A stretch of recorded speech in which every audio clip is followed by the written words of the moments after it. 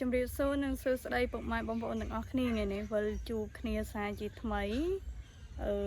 មកកាន់វីដេអូថ្មីណាបងប្អូនថ្ងៃនេះចង់បង្ហាញតកតងនឹងត្រីក្រឹមបន្តិចណាបងប្អូន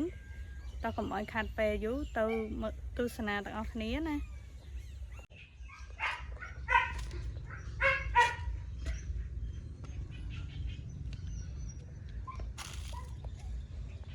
នេះបងប្អូនសិតតែជាត្រីដែល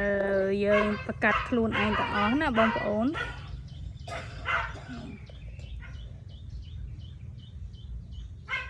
ចឹងបងប្អូនចង់បានត្រីក្រឹមអាចទំនាក់ទំនងលេខទូរស័ព្ទនៅក្នុងវីដេអូបានតិចទៀតខ្ញុំនឹងដាក់ទីតាំងដាក់លេខទូរស័ព្ទនៅក្នុងវីដេអូណាបងប្អូនមានលក់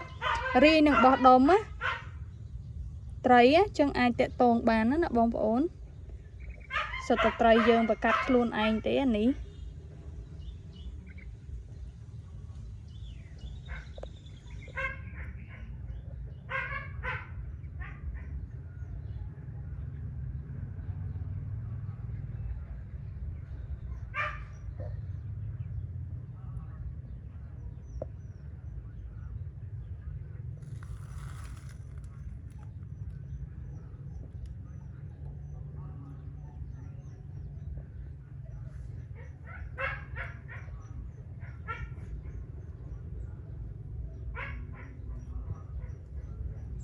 បងប្អូន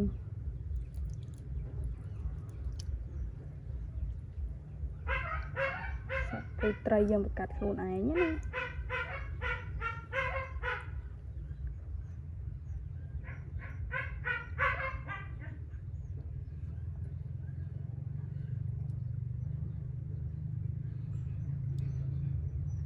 អញ្ចឹង